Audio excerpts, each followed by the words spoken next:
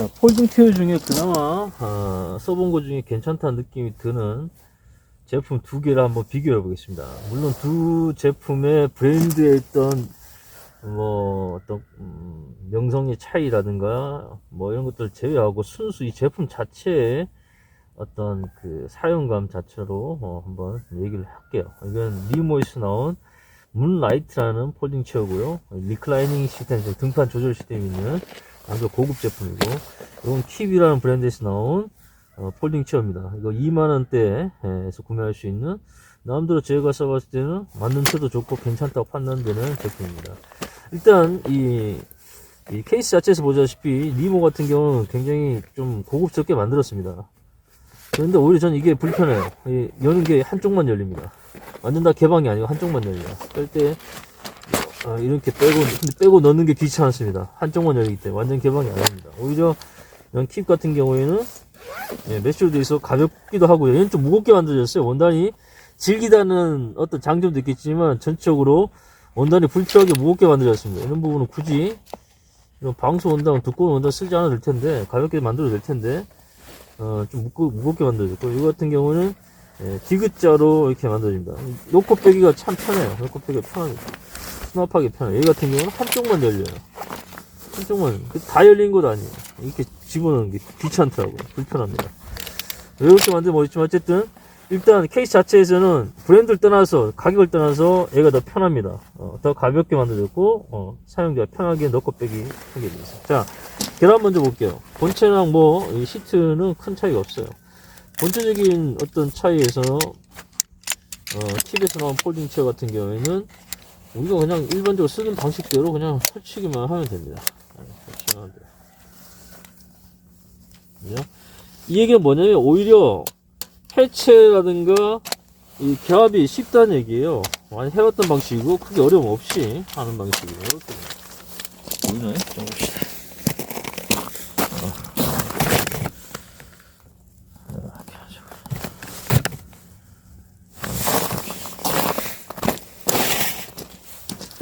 일반적인 우리가 텐트 펼치듯이 아니 폴딩 체어 원래 펼치면 됩니다.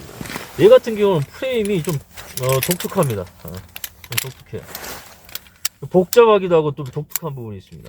이게 뭔 얘기냐면 얘는 이 프레임 중심 여기 이 허브 중심으로 결합이 되잖아요. 얘는 한쪽은 허브 쪽으로 이렇게 허브가 분리가 됩니다. 얘는 고정되어 있죠. 이쪽도 고정되어 있습니다. 얘는 허브가 분리가 됩니다. 처음에 그래서 이거 결합하는 걸 잘 몰라고 깜빡했어요. 잘 못 맞췄어요. 이게 분리될지 생각도 못했다는 얘기지. 허브 연결 부분이.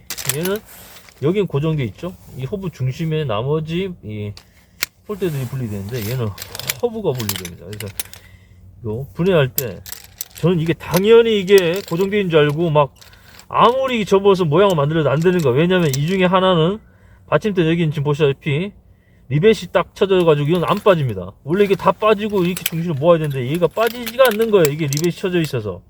결론 뭐냐? 얘 중심으로 얘를 빼서 이렇게 접어야 됩니다. 그러니까 허브 이 중심 축이 이렇게 빠질 줄 몰랐어요. 하여튼 특이한 구조입니다. 자, 근데 전체적인 어떤 사용된 재질이나 이런 것들은 당연히 좀 검증된 리모에서 좋은 걸 썼겠죠. 당연히 좋은 걸 썼겠지만 그런 부분에서는 뭐 장점이다 할 수도 있겠어요. 장점이다 할 수 있겠지만 일단 처음에 결합할 때는 조금 결합이라든가 분리할 때는 이 특징이 있다는 걸 이해를 못하면 한참 헤맵니다. 이 특징, 축이 분리되는 거예요. 축이 리벳이 쳐져서 고정되어 있죠. 오히려 다리 쪽에 리벳이 고정되어 있습니다. 보이나요?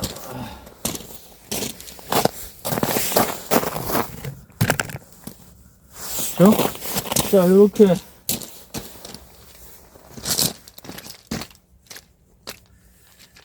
두 제품의 프레임을 한번 봤습니다. 특이한 상.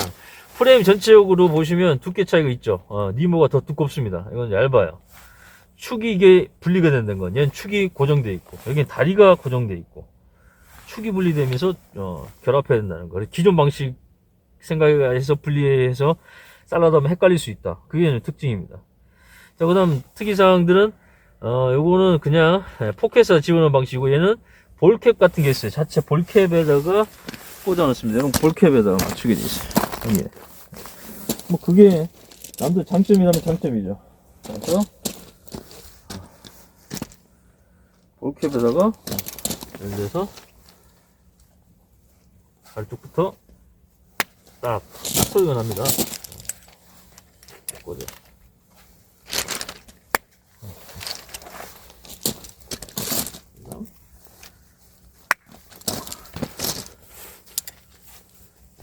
아래쪽부터 하는 게 좋은 게 위쪽 부분에 텐션을 이렇게 좀 길기 때문에 이게 휘어짐이 됩니다. 휘어져요. 그래서 저 같은 경우는 아래쪽부터 먼저 많이 합니다. 이렇게 해서 완성이 됩니다.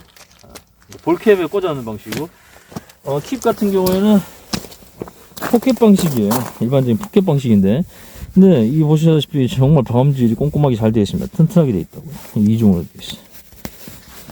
잘 만들어졌어요.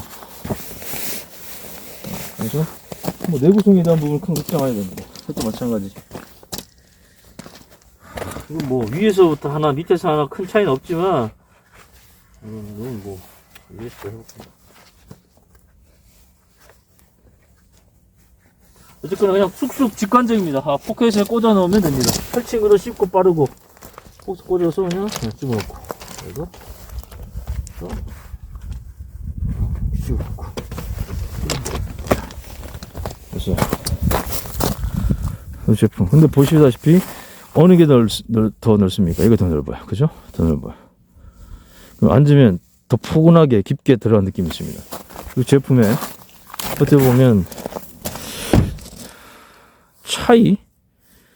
차이기도 하고 이게 안락함의 차이를 또 만들어낼 수도 있습니다. 비싸다고 뭐 이건 좋은 건 아닙니다. 특히 헬리녹스 최고봉 같은 경우는 저는 그렇게 만족스럽지 않았어요.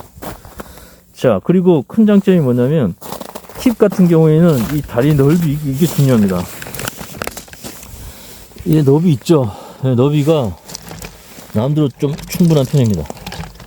체중이 앞쪽에 실리더라도 같이 쏠리지 않아요. 왜냐면 요 축 그대로 따로 올라와 보세요. 거의 그 라인에 살짝 앞으로 나와 있어요. 이 허벅지들이 닿는 부분이, 무게중심이 딱 걸린 부분이, 그죠?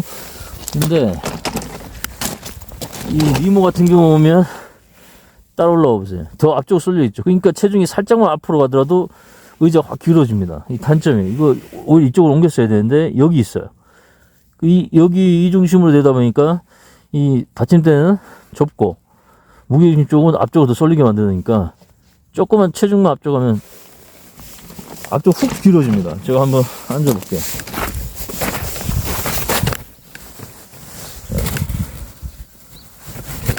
앉아보겠습니다. 자, 같은 파쇄석입니다. 파쇄석에서 뭐 굳이 밑에 파일 필요 없죠.